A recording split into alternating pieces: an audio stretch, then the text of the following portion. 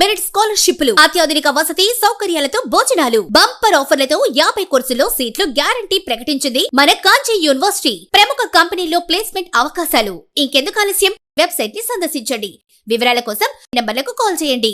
తెలంగాణ బ్రాహ్మణ సంక్షేమ పరిషత్ కొలువు తీరనుంది. తెలంగాణ రాష్ట్ర ప్రభుత్వం వారం రోజుల క్రితం తెలంగాణ బ్రాహ్మణ సంక్షేమ పరిషత్ కు పాలక మండలిని నియమిస్తూ నూతన చైర్మన్ గా బసవరాజు శ్రీనివాస్, వైస్ చైర్మన్ గా పొన్నాడ సుబ్రహ్మణ్య ప్రసాద్లను ఉత్తర్వులు జారీ చేసిన సంగతి తెలిసిందే.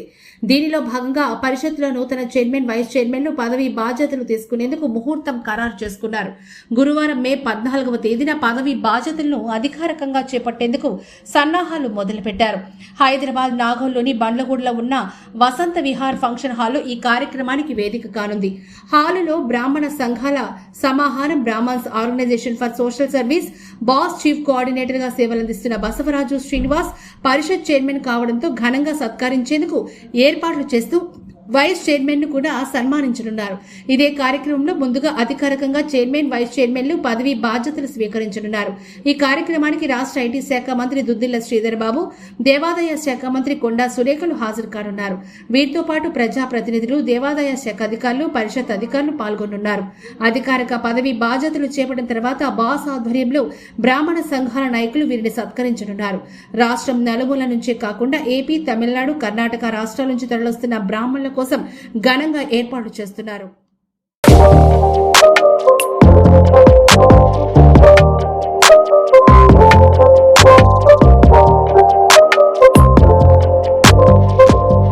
బ్రాహ్మణ బంధువులందరికీ నమస్కారం అండి. మనం ఎన్నో రోజుల నుంచి ఎదురు చూస్తున్న బ్రాహ్మణ సంక్షేమ పరిషత్ అనేది ఈరోజు మనకు ఏర్పాటు చేయడం జరిగింది. ముందుగా మన బ్రాహ్మణ మంత్రి రేవంత్ రెడ్డి గారికి మరియు శ్రీధరబాబు గారికి ధన్యవాదాలు తెలియజేస్తూ, మరి ఈ యొక్క బ్రాహ్మణ సంక్షేమ పరిషత్ ఏర్పాటు చేసుకునే వ్యక్తిని కూడా, మన చైర్మన్గా ఏర్పాటు చేసుకునే వ్యక్తిని కూడా, మనకు అందరికీ అందుబాటులో ఉన్న వ్యక్తిని, మన అందరికీ తెలిసిన వ్యక్తిని, మన ఆత్మీయ బంధువుని, అందరికీ కావాల్సిన వ్యక్తిని మన ఏర్పాటు చైర్మన్గా అనేది బసవరాజు శ్రీనివాస్ గారిని నియమించడం అనేది చాలా సంతోషకరంగా ఉంది.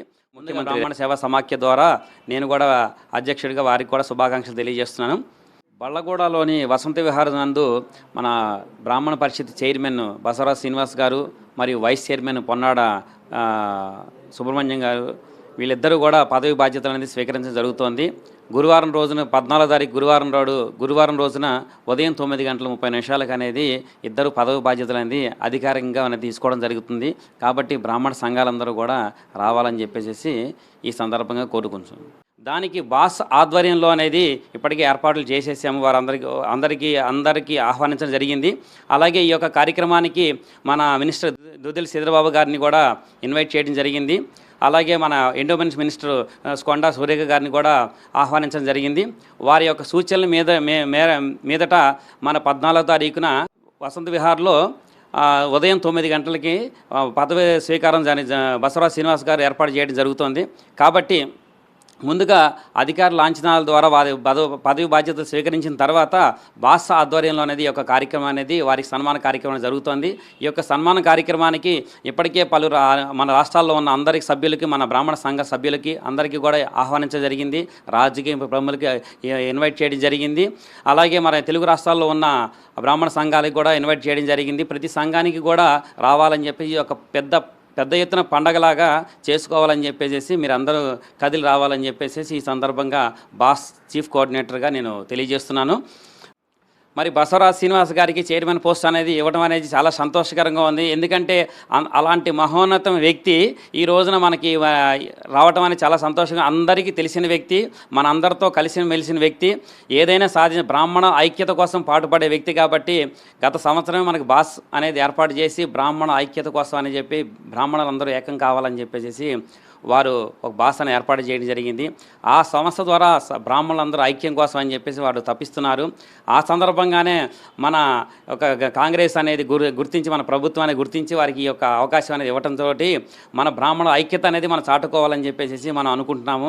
కాబట్టి ఈ యొక్క కార్యక్రమానికి అందరూ కూడా తల్లి రావాలని చెప్పేసి బాస్ తరఫున నేను తెలియజేస్తున్నాను. మీ అందరికీ కూడా బ్రాహ్మణ సంఘాల పెద్దలకి, అధ్యక్షులకి, కార్యదర్శులకి మరియు ట్రెజర్లకు అందరికీ కూడా ఈ యొక్క ఆహ్వానంగా, ఇదే మా ఆహ్వానంగా అనేది చేస్తున్నాం.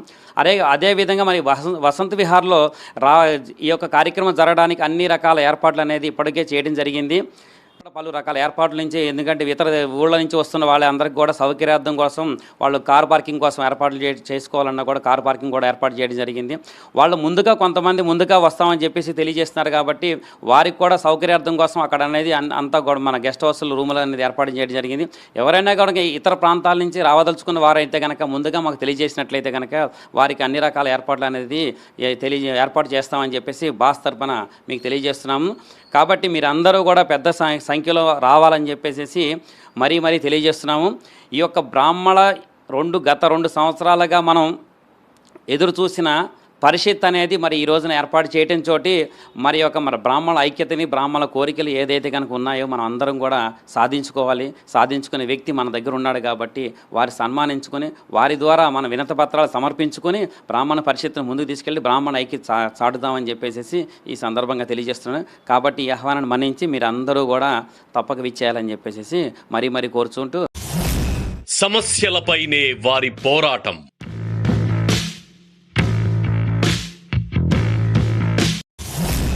సహకారం అందించటమే వారి లక్ష్యం.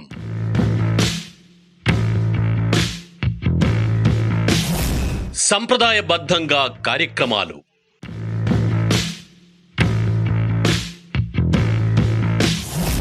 హక్కుల కోసం ఆహర్నిశలు శ్రమిస్తారు.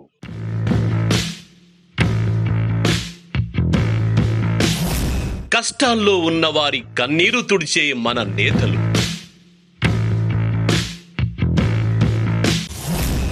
సంఘాలు ఏర్పాటు చేసి సంఘటితం చేస్తున్న లీడర్లు, విప్ర నేత, బాన్ ఫర్ ది బ్రాహ్మిన్స్.